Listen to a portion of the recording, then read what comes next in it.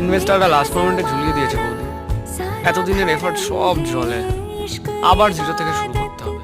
একটা আইডিয়া আছে, দেখ আমার ব্যবসাটা তো বেশ ভালো চলছে, আমাদের জন্য একটা ফুড ডেলিভারি অ্যাপ বানা না। এটা তুমি আমার জন্য ভাবলে বৌদি? হি হি হি, না আমি নিজের জন্য ভাবলাম।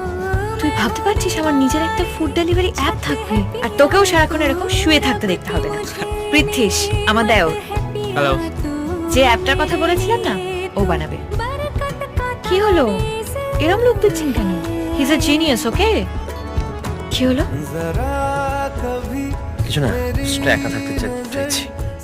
এরম ভাবে কেন কথা বলছো তুমি? আমি তো কথাই বলতে চাইছি না। এরম কেন করছো তুমি আমার সাথে?